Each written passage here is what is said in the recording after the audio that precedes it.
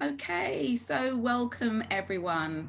I want to say a big thank you, first of all, on behalf of my social enterprise, Rocking Your Teens. Many of you donated towards it, and that's fantastic because it's going to increase the resilience and it's going to inspire and raise aspirations in teenagers. If anyone wants to find out more about Rocking Your Teens, you can go to www.rockingyourteens.com. But I think you raised close to £150 towards the social enterprise Rocking Your Teens, and that will go to supporting young people. So if you have done, please give yourself a pat on the back because we're very, very thankful. And wonderful Snessa, my colleague, has put the website in the chat if you do want to check out more about it. So my name is Jenny Garrett. I'm an award-winning career coach, author, and leadership trainer. My books explore the empowerment of working women and women in leadership roles. And together with my team, we use our years of experience in coaching and leadership to support women and colleagues from different backgrounds to progress at work, as well as supporting majority group leaders in making inclusion happen. Many companies tell us that they are suffering from diversity, equity, and inclusion initiative overload, that they're finding it difficult to find ways to measure their progress in diversity, equity, and inclusion, and that they're not attracting and retaining top talent from different backgrounds. We believe that there's a foundation for resolving this, and that's to have a strategic approach. But I want to start by just defining what we mean by diversity, equity, inclusion, and also belonging.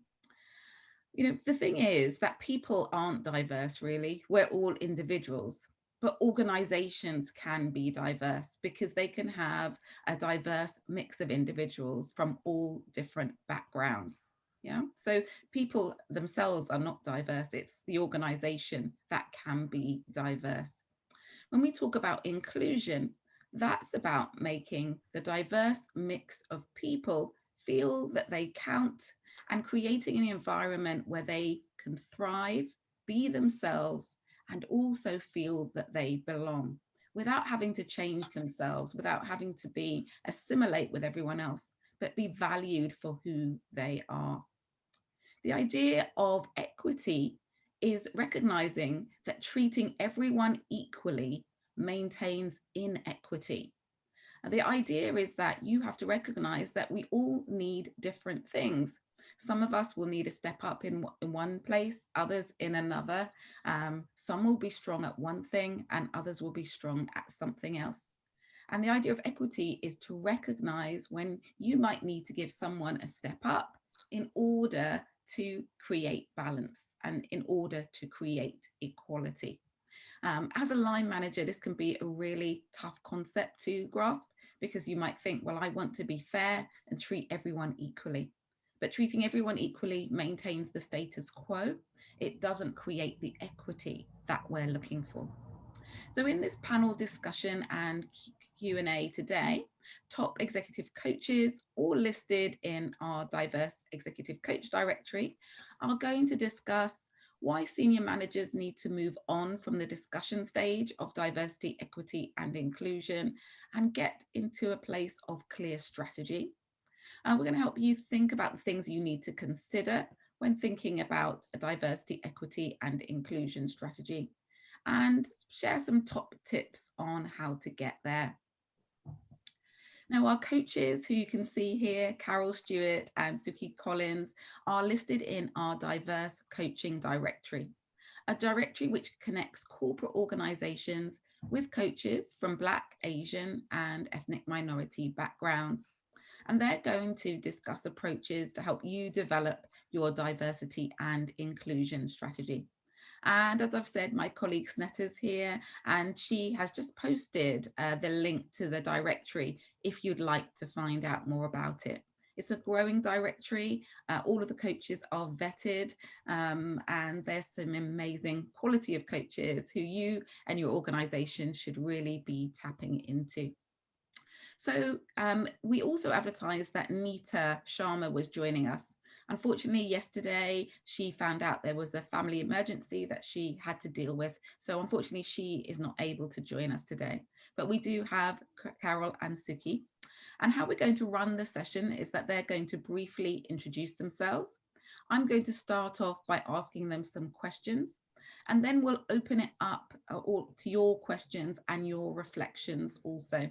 So Snetta will be keeping an eye on the chat throughout and forwarding questions to us that we will do our best to address. We might not address them all, depending on how many come through. For your information, the hashtag for this event is diversity, equity, and inclusion. And the socials are Abound Solutions for Carol Stewart. My Twitter is Jennifer Garrett. And also the directory Twitter is at BAMEEXEC.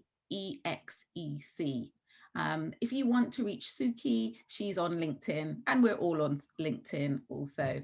And again, Snetta's put that in the chat really kindly. So do feel free to tweet about this event or share on your socials what you're learning and what you're gaining from it. So we're going to start with a poll. And I'm going to launch this poll because it's always great to know who's in the room. So it'd be great to know what your role is. Are you a senior leader? Are you in human resources? Are you a diversity, equity, inclusion professional? Are you a line manager, or are you just someone who's interested in this topic? Let us know. And it's an anonymous poll, so we won't know who said what. Okay, 73% of you have voted so far. Give it a couple of seconds so we can get more of you have voted. We're up to 125 of you out of 144 here at the moment. Okay, seems to be slowing down. So we're at, just see if we can get to 90% of you. Yeah, we're there. So I'm going to close the poll now. Okay, so looking at the poll, actually the largest majority are people who are just interested parties, interested in this topic, having a voice around it. 21% of you are senior leaders, followed by line managers, diversity, equity, and inclusion professionals, and also human resources. And actually, maybe you can't see the results, but hopefully you can see them now.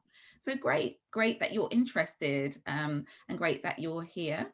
I think we definitely had senior leaders in mind, who are the second biggest population, but we will try to address it from whichever angle you're coming at this topic from. We've also got a second poll, and we'd just love to know what stage your company is at when it comes to your diversity, equity, and inclusion strategy. Again, it's anonymous. Do you have a well-established strategy in place? Are you at the early stages? Have you not even started yet, looking for some inspiration today? Are you reviewing a strategy that exists but needs updating? Do let us know. Give it a couple of seconds to get you to the point of having the majority.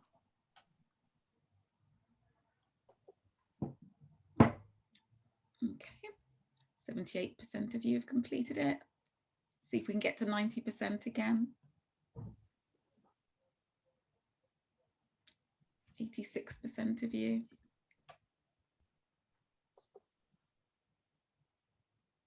Okay. Okay, I'm going to stop it now. Lovely. So I'll share the results for you. So nearly half of you are at the early stages and starting to create a DEI strategy, followed by some of you who are reviewing an existing strategy.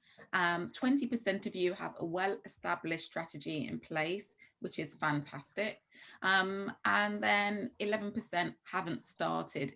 They're just thinking about it now and not sure where to start. I think everything that we share today will help you at whatever strategy you're at, to be honest, but it's always helpful for us to know who's in the room and what you are seeking. So thanks so much for completing those polls, and great to see you all here. So we're going to start with some introductions, as I said. Carol, would you mind kicking off and just telling us a little bit about yourself? Hello everyone, and it's good to see you all online this morning, and thank you for giving up your time to attend. So I'm an executive career and leadership coach, speaker, author and trainer, I've been named a LinkedIn top voice for the past 4 years running. And I specialise in coaching introverted women who are senior leaders. And I also coach senior leaders who are either on task forces that are implementing DE&I strategies, or they are implementing their strategies themselves. So coaching them on the best ways in which to implement it. And also coaching senior leaders on identifying their own biases as well, and increasing their awareness about their own personal biases as well. Wonderful. Thank you very much, Carol. And over to you, Suki. Thank you. Same here. Thank you all for joining us. It's really lovely to have you on board. My background is human resources. I was a senior business partner. I was headhunted to lead a business school where I actually made sure that we had EDI, equity, diversity, inclusivity throughout what we were planning to do for our 10-year program. And the result was the medical school was in the top 5 as a result of it. And they have gone on to win an award, Athena Swan Award, which is in higher education, measures how well you're doing as a culture, how equity, diversity, inclusivity is going through your culture, because it's got to be a culture change. It's not about just having a tick box exercise. So we have gone on to win a silver award. So that is my background. But now I moved on to executive coach. I coach leaders in thinking about EDI and what difference that makes in their lives as well as their organization. And also I enjoy making sure that EDI runs through everything I do as well, because I think that's important as well for me. Thank you. Wonderful. Thank you so much. As you can see, why I've invited both Carol and Suki to be part of the panel today. They bring a wealth of experience that's going to provide great insights on this topic. I just wanted to acknowledge a point that Geeta made, that some of us are chairs of EDI committees, but not necessarily in the roles I outlined. And those chairs of EDI committees and resource groups generally are a really important part of advancing this agenda. So thanks for bringing that to the table, Geeta, much appreciated. So we're going to kick off with our first question, which is, why do senior managers need to move on from the discussion stage of diversity, equity and inclusion and belonging and get a clear strategy in place?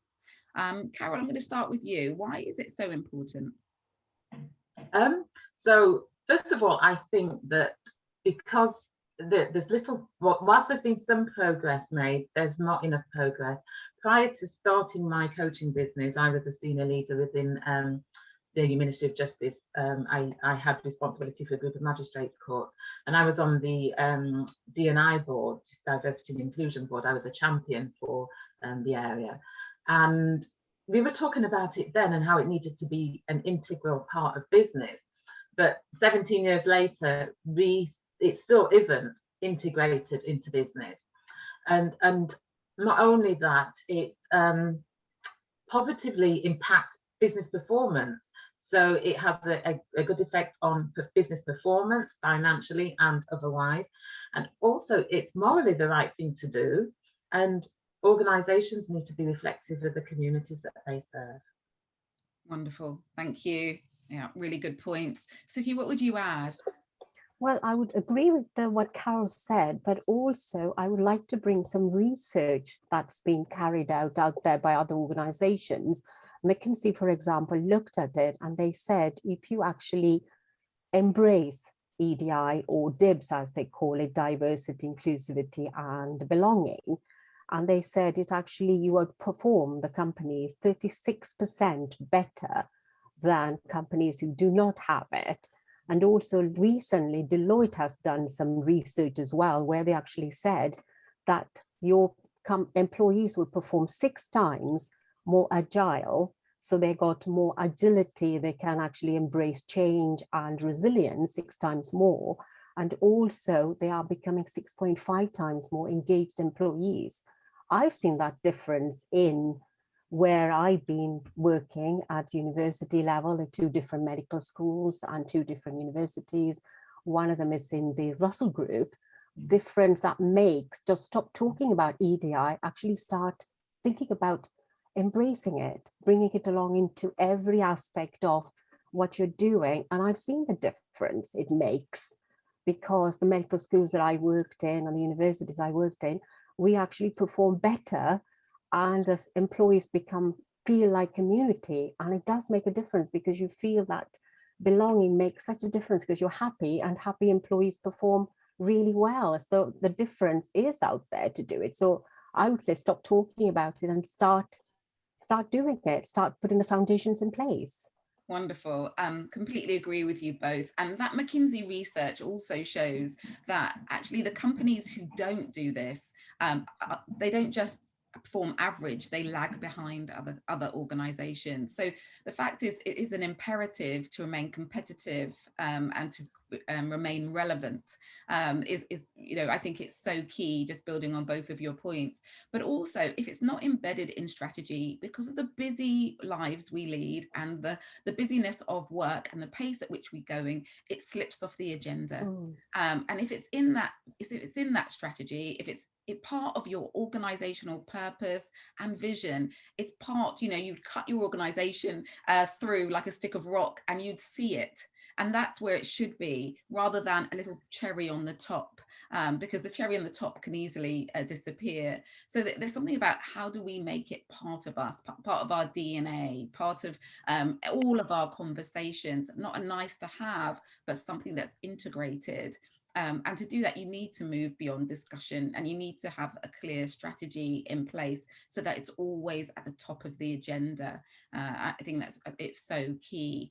And it does, the thing about all of this is, once you put a strategy in, it might take time to happen, but it will happen. So instead of that short-term quick win where you think, oh, we've done these initiatives, you have that long-term change where you can look back over 5 years and see the difference that you've made. And that's, I think, much more important. And it stays relevant whether or not leadership changes, whether or not other things change in your organization. Actually, it's part of the strategy, so people keep going back to it. So yeah, some really fantastic points there. So moving on to the second question, what are the important things to consider and pitfalls to avoid when creating a diversity, equity and inclusion strategy? I'm going to start with you, Suki, this time. I mean, for me, to work effectively, one of the things that we found is that you've got to give your employees enough space to provide regular feedback. Because if you haven't got that kind of information to drive it forward, I think you're literally going around like blind leading the blind, in a sense. You're not actually having any information that the employees is giving feedback to. And also one-to-one conversations as well, as part of your line managers and with your employees as well, because we find that really works to drive the strategy and the change forward. And also, like you said, in your strategy, have clear goals which actually measures the progress, and don't strive for perfection, because like you said, it's a journey and it's not going to happen overnight. So bear that in mind as well, and have small milestones that you are measuring. And also, and the feedback that you get from your employees will show you whether you are making progress as well. And also encourage your employees to grow as well. Another thing I think we need to consider is systemic approach as well, which we don't do enough of. Bring our stakeholders into the mix as well. And I think one of the things that we always say, like you said, we just think that one size fits all, and then we just think we'll just adapt somebody rather than looking at the culture change, because you need to actually understand what you're trying to achieve from this, and to make sure your people understand it and everybody knows they're speaking a common language. And also, like you said, don't have it as a superficial commitment. It's got to be measurable, the difference it's going to make to your company, your culture, and the people you're working with. And also the limited ownership is another one that I find didn't actually work for us. It needs to be driven from leadership down. So the senior leadership need to understand what EDI means, what equity, diversity, inclusivity, and belonging means. They need to understand it and embrace it, and they need to show that they are actually doing it and embracing it as well. And also another thing is having it as a narrow focus as well, that I found in places where we actually looked at people just think, oh, we just do the diversity, but don't actually look at it. Because for me, I make sure the EDI falls into everything that I do. Every time we actually do it, do a survey or even do a risk assessment to see whether we are actually hitting all that. So I think it's important to be wholesome, not just piecemeal. So that's very important to consider as well. Can I just pick up on something you said? You said take a systemic approach, involve stakeholders. Can you just say a little bit more about what you mean by that, just so that everyone's clear? Yeah, the stakeholders is, we just look at sometimes like certain employees, and we don't actually look at the line managers, but also look at your customers and who your buyers are and who you're working with, who you're buying it from, the whole thing. So that everybody's speaking the same language. Because you don't want to say, oh my God, we are EDI driven, and then somebody comes into your company and go, what the hell are they talking about? So I think it's important that you actually go out there and be systemic about it. So it's a wholesome driven, because otherwise it's never going to change. It's a journey and you need to be driven. Everybody that you get touch points with, that's what I mean by systemic. So just not one employee or group of employees. Wonderful. Thank you so much.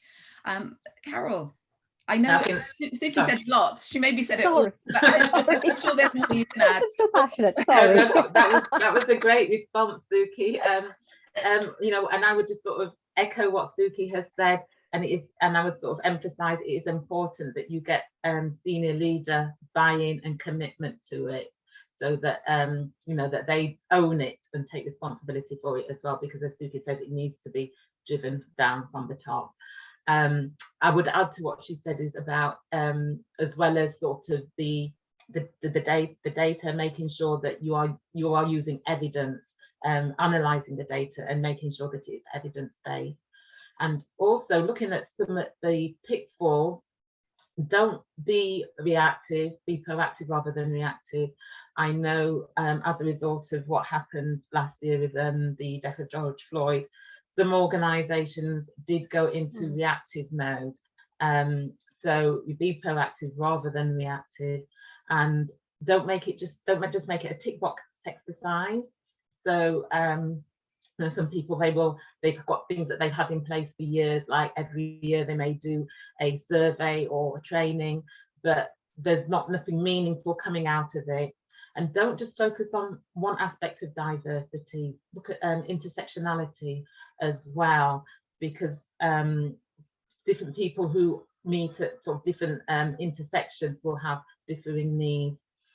And yeah, that's, I think Suki said most of what I wanted to say. So that's yeah. The intersectionality point is a really important one, and I just want, just in case people aren't familiar with that term, could you elaborate on what you mean by intersectionality, and if you could give an example of how people could focus in a bit more? Right. So intersectionality is where people are where you have people who are in the minority, and they may fit into different groups. So you could have a Black woman who is LGBTQ. So she meets at the intersectionality of gender, race, and sexuality preferences. So her needs and understanding her needs may be different to, say, a white woman or a Black woman, who, or then again, someone who maybe has a disability as well. So it's about understanding the different points of intersection and what those needs may be. Fantastic. Thank you for elaborating on that, because it might not be a familiar term to everyone. And I think sometimes we fall foul. So you might have a gender target, for example, and you might say, we've hit it. We've got 50% women on our board. But if you have no Black women, for example, then actually, have you really got the diversity of thought or experience that you think, and in terms of lived experience? Because a Black woman's experience will be different to a white woman's experience.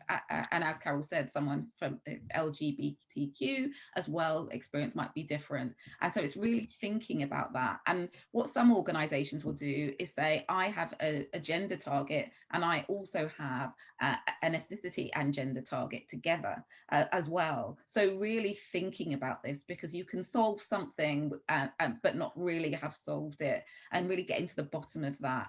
And I think it's I think when you're creating your strategy, quite often people don't want to alienate people. So you might have lots of employee resource groups, which I think are really valuable and really important in organizations, to have a voice, for people to share, for them to tell you what their priorities are for different groups, and for them to input into strategy. But you might say, well, our priority at the moment is, we've realized that people with disabilities are not, they're not working there, we're not retaining them, and they're not getting promoted in our organization. So you can say we've got a focus on inclusion with a priority this year around disability. And I think there's nothing wrong with doing that. But I think if you only say we've got a focus on disability, then you end up alienating all of the other employee resource groups. So thinking about, what is your priority within this idea around of inclusion, I think that's should form part of your strategy and part of the way you articulate what's really important and why. And Suki and Carol both said data is important, and I totally agree. Data and transparency around data is important, but I'd also say don't wait for the data. Many of you are at the start of your journey. Many of you have found it really hard to get data because of GDPR. And so you're thinking, well, we don't have the data, where do we start? I think it's important to start and be building the data at the same time, and be transparent about it.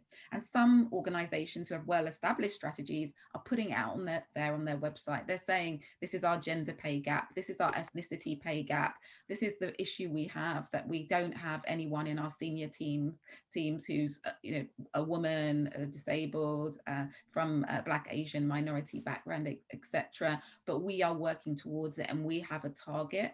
And I think that's bold, and I think it's impressive when people do that, to hold yourself to account publicly. And I think if you can take your strategy to that point, I think that will really hold you to account and make it happen.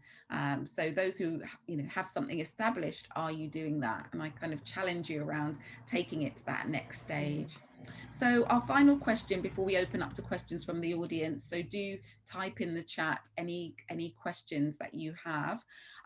What's your one top tip for senior managers who are starting out on creating their DE&I strategy for their business? And I'm going to start with you first, Carol. So I would say get the engagement and buy-in from your senior leadership team, because they will be the ones that will be supporting you. They will be the ones who will be then with their teams and those that they have with management responsibility for. They will be then sort of cascading it down as well. So I'd say get engagement and buy-in and commitment from your senior leadership team. Wonderful, thank you. And Suki? I would say be clear about why you're doing it, because that's very important, I think, before you start on this journey. And also don't expect results that quickly as well, because you are talking about a culture change and it takes time. So be patient and make sure you're embracing everything your employees are saying and build into the strategy what you are doing. It's like what you said, Jenny, earlier on, if you don't build into the strategy, it's not going to make a difference. And if you don't buy into every single person in your organization and the people you work with, the culture is never going to change. It's just going to be a tick box exercise and, oh, we've done it, let's move on. And you haven't made a difference. It could be just a temporary blip or whatever. So be clear about why you're doing it. It's a long journey, and be prepared to be patient and just embrace the changes. Fabulous, thank you so much. So we've got quite a few questions coming through.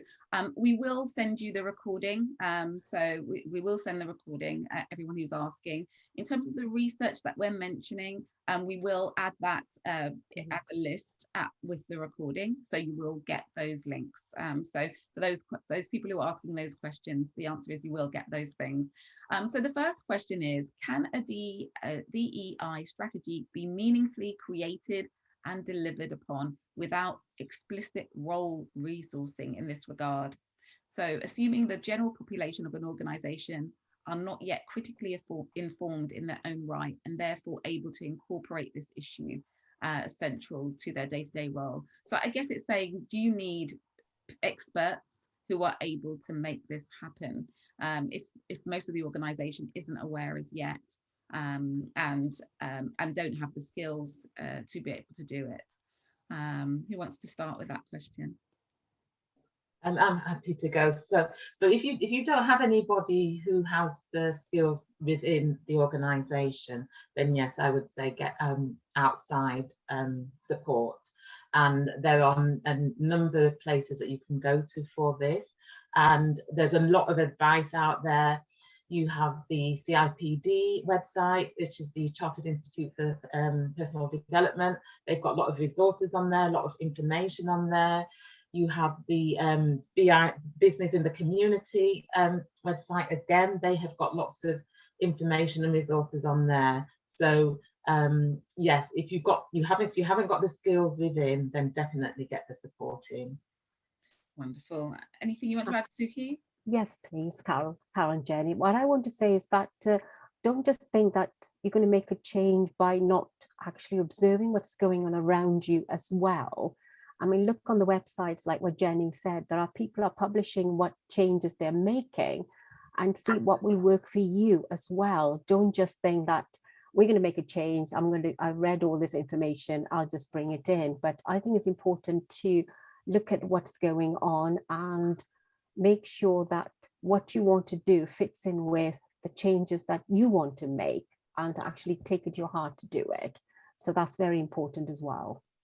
Yeah, I think generally, to be honest, most of the time, the diversity, equity and inclusion space is under-resourced. So even if an organization does have resource, quite often it's one person, it's not that often a team.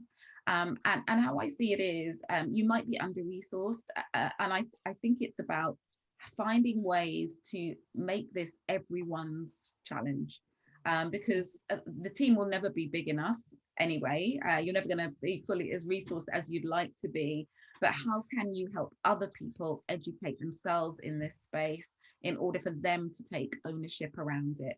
And I see the role of the diversity, equity, inclusion professional, if you're the lone one in the organization, as someone who's a strategic partner who advises but doesn't do the work, and helps people come up with their own solutions. So say you work in a big organization, the equity, equity and inclusion looks different in different teams, different departments. There are different things to consider. So if you can give them the frameworks and the knowledge in which to think about this, I think that's what you've done it well. You know, as coaches, we help people think things through. We don't give the answers.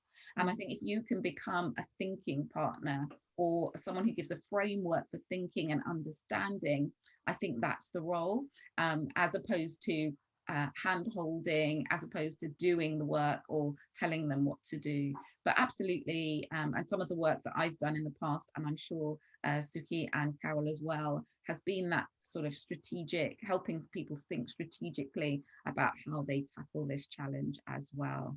So I hope that answers your question. Could I add something else to that, please? Yes, I think it's very important. I think when people are volunteering, you need to give them the space to enable them to do it, because that's important as well, I think, because sometimes when people volunteer, we just think, oh yeah, they're doing it on, don't make it top of their role, because I think it's important as line managers and organizations, we give them that space to make the change, and you actually allow them to do it and appreciate that as well. So that's very important as well, to make the change. Yeah. And could I just add something as well in terms of, you know, the where you say that you don't have people who've got the skill.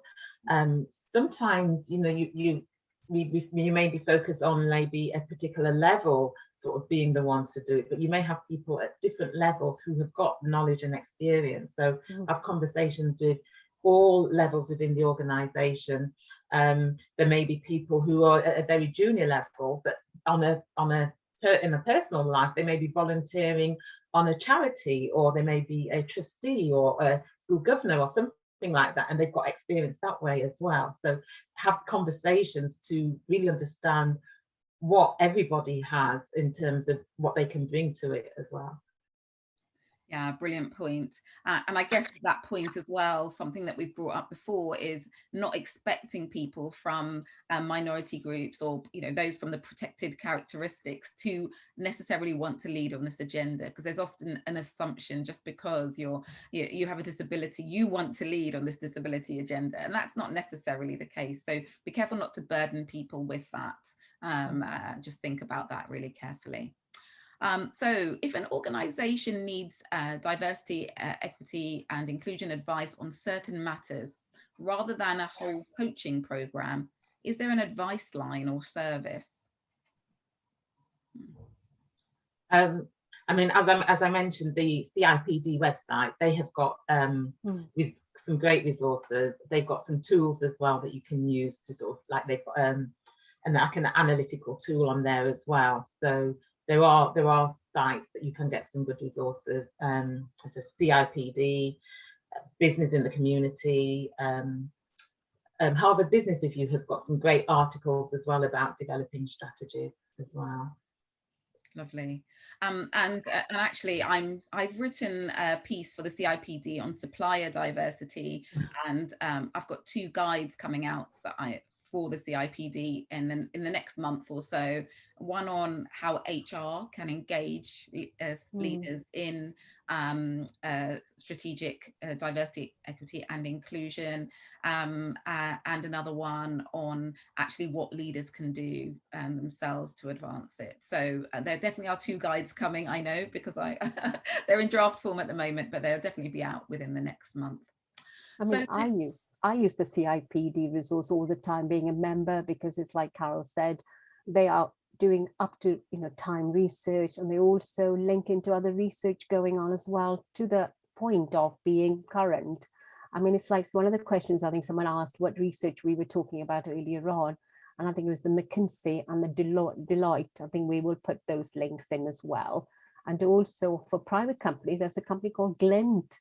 I think I linked to LinkedIn, I believe. So they're actually started marketing a lot of stuff with DEI as well at the moment, because I think they realize what difference it makes having that belonging feeling as well. So there are companies out there and the resources that are available as well. Lovely, thank you. So we have a question here. As a white woman social worker who trained 25 years ago, I attended anti-racist training on LGBT, disability, etc. I think that the move to DEI has diluted training. Those who are uncommitted or unconvinced can duck out of it. For example, they are not addressing their own racism. Any advice? Shall I go on that one? Because I actually, funnily enough, I'm married to a white person, and he sometimes jokes about racism when somebody starts going on about, oh my God, they're on the bandwagon, as a joke. But I think what we need to do is stop actually making jokes about it and actually look at what difference it makes to the individual. Because recently I read somewhere we should be looking at a global level, but at the individual, to make a difference on the DEI. What I would say to Ross is that start having conversations that makes a difference, and bring in people who are role models of this kind of, like things that they made the change and they've actually embraced things. And role models are always good way of bringing people in to show what difference they can make, because I think people tend to feel different because they're threatened by it, they don't understand it. So educating people is one way of getting that message out there.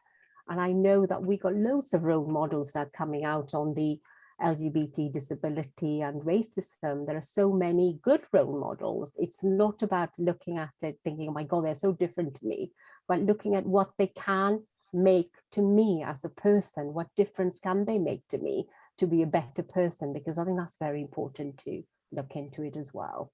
Thank you. Carol, any thoughts on this question? Yeah, I mean, I would agree with what Suki has said.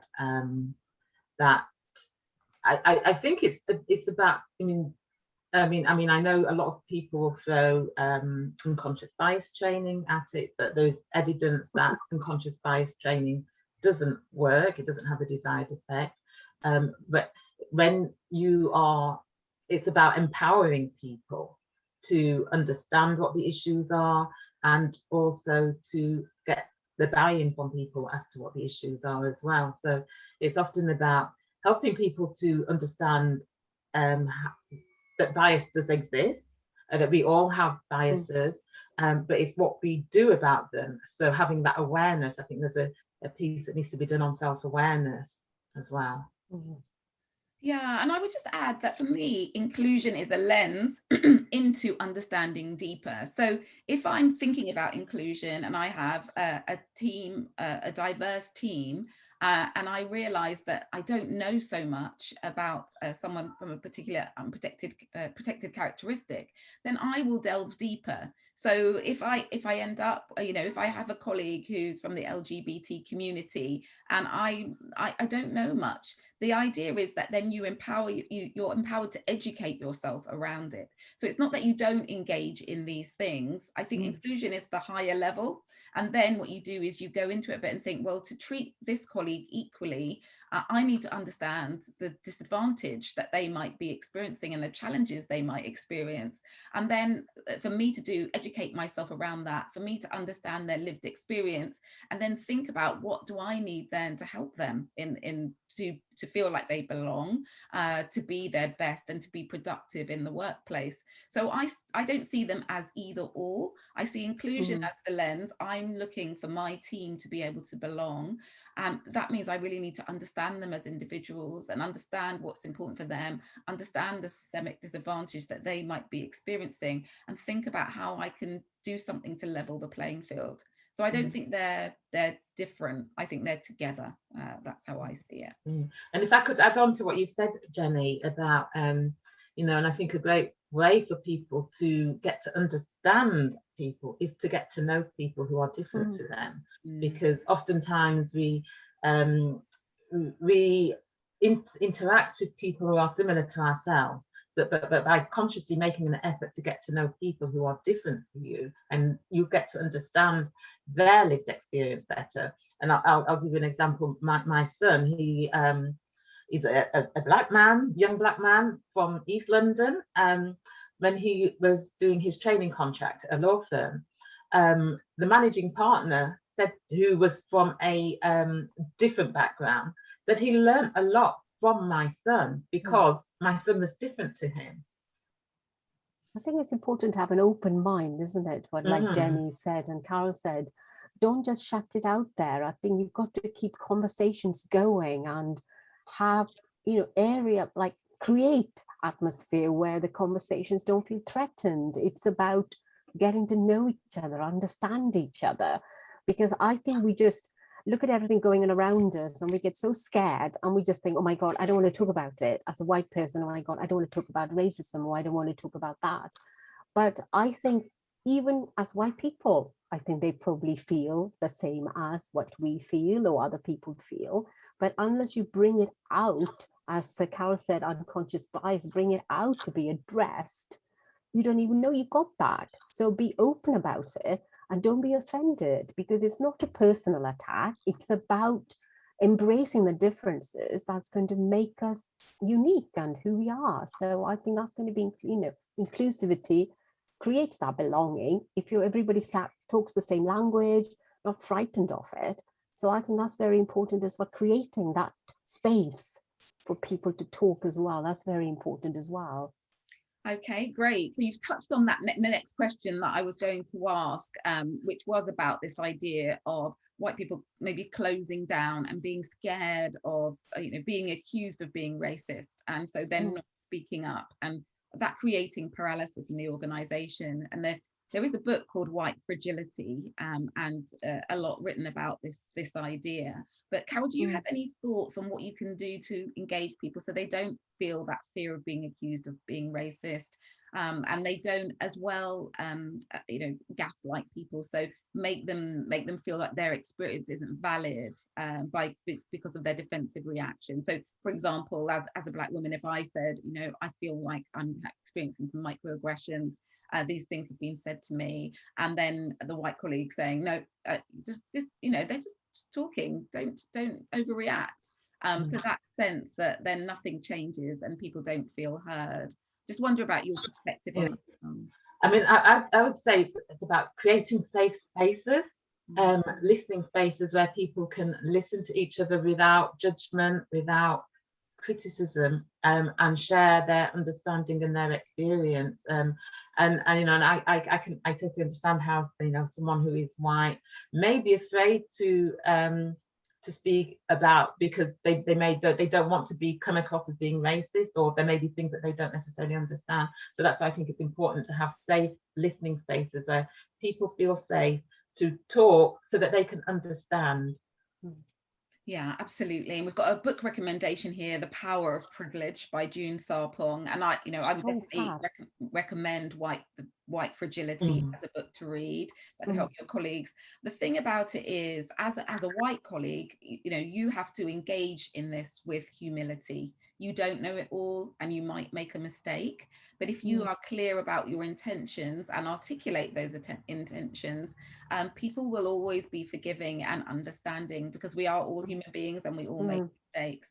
And I think the fear of making mistakes, if that's the thing that holds you back, you're not going to grow and develop. You'll just stay where you are. The growth comes through talking, learning, making mistakes and being better and saying, hands up, I made a mistake, and being humble in this process. So how I always think about it is use your power with humility, and encourage everyone to do that in this, because no one's got it. If this was sorted, we wouldn't be having this session today. Yeah, it's not sorted.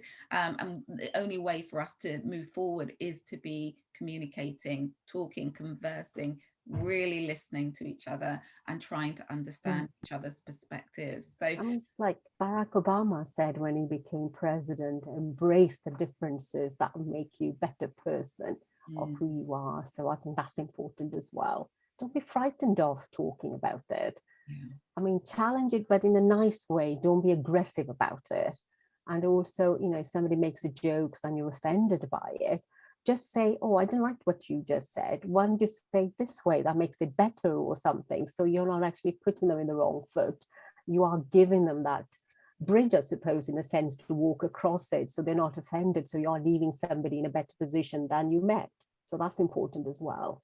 Yeah, completely. I think, and I think what's worse, I think, you know, I think people think being called racist is the worst thing, but I would say being a leader who's not leading is the worst thing. And to lead, you need to be able to have these conversations, and that's part of what it means to be an integral part of what it means to be a leader in an inclusive way. So I think we might have answered this question already, but if you've got any other thoughts on how to deal with and overcome resistance to diversity and inclusivity.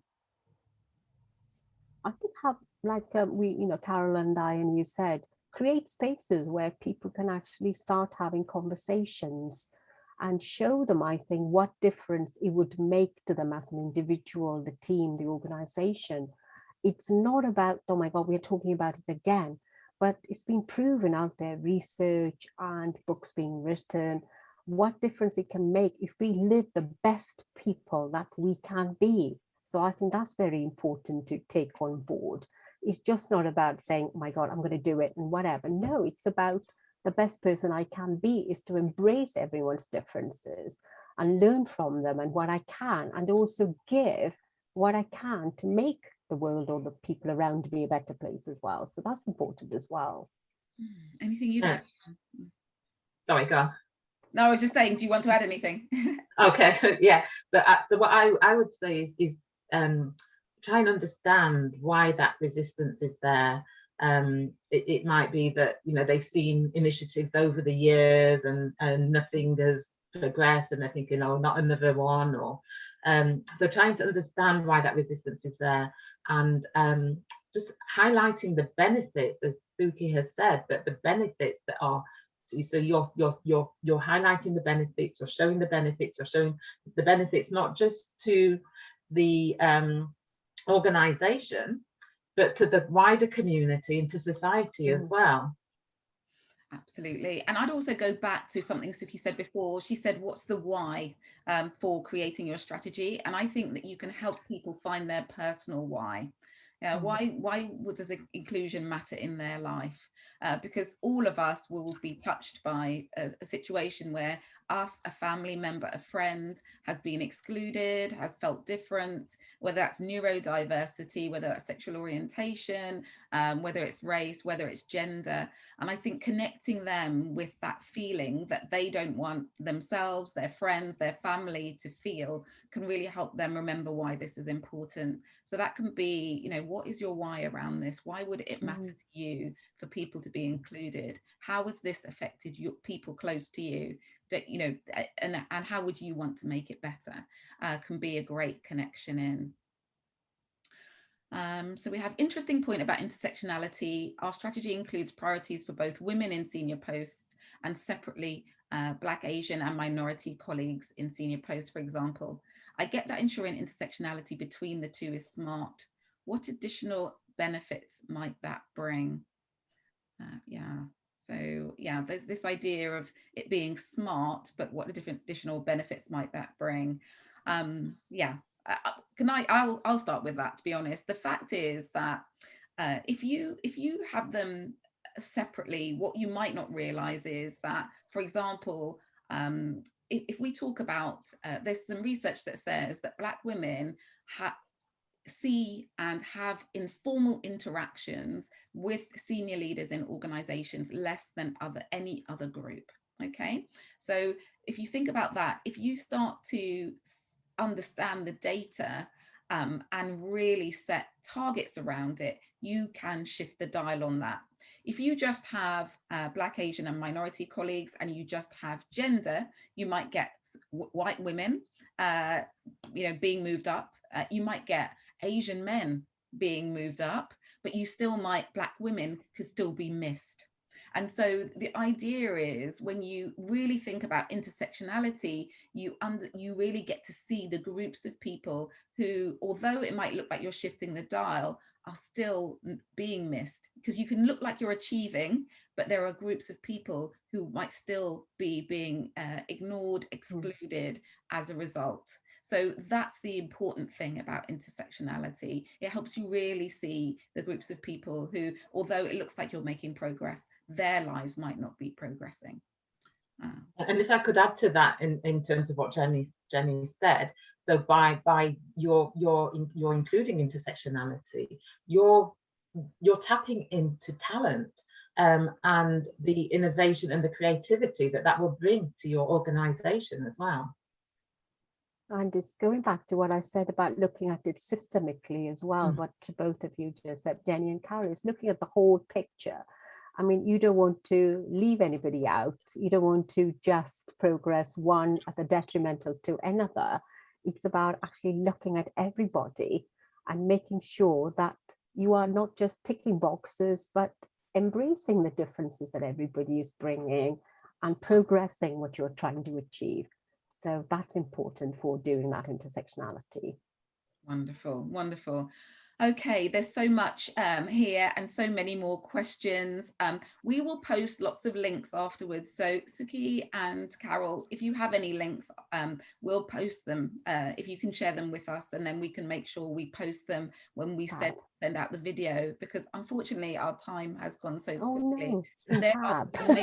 There are many amazing questions still coming through, and maybe we're going to have a part 2, to be honest. There's so much to share. So we always leave at the end with a final question, and it is, what is the big coaching question for anyone embarking on or re-evaluating or even creating their equality and diversity and inclusion strategy? So what big coaching question, as amazing coaches that you both are, what's the big coaching question that you would leave someone with to take away and continue thinking? Yeah, so I will start with you as an individual, because it all starts with you, I think. And how well do you know and understand people who are different from you? And if I could sneak in another one. Go for it. Seeing as we are missing a person. And also to think about the last time a decision was made that a selection was made with people who are different, what were the reasons behind that person being chosen? Lovely, great.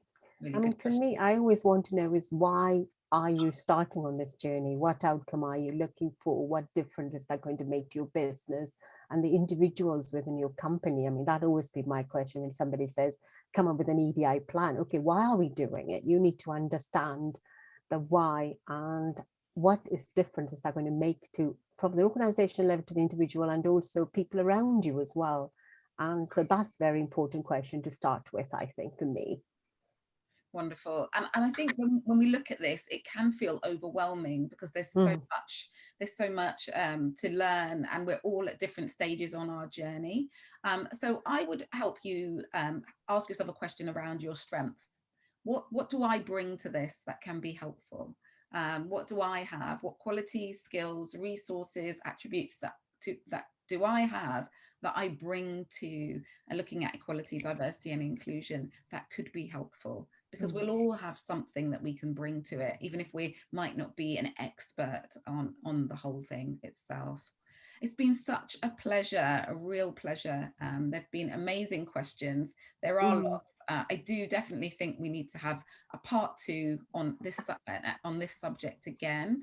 Oh, we've already got a request. Can the next session focus on delivery, implementation and sustainability? Okay. That's important. Yeah. That's So important. Yes. we'll definitely build on this and add another one. Although we do have a few sessions coming up as well. So we have something on having conversations about race, on recruitment as well, recruiting diverse talent. So we do have a couple of sessions coming up, but we'll see if we can slot one in on that topic too. Thank you so much, everyone. You've been a really amazing audience. I think we've exhausted all of the knowledge, sucked all the knowledge out of Suki and Carol's minds. Do go back to our diverse coaching directory and find out more about them. They're so skilled. They've got so much knowledge that they can bring, whether that's one-to-one coaching or wider interventions with your organization. And do look at our website as well, my website, jennygarrett.global. But the coach directory is BAME Executive Coach Directory.co.uk. So do look that up. Do look up Carol and Suki and all of our other coaches who are amazing too. Thank you, everyone. Take care and enjoy the rest of your day. A good start to our days, I think. Thank you. If you just wait for a moment, Suki and Carol, I'd appreciate it. Okay. Bye, everyone, and thank you. Thank you very much. Loved it. Yeah. You were great, guys. I just want to take a photo of the three of us, if that's all right. Yeah. I'm just going to turn off let me just stop recording first of all.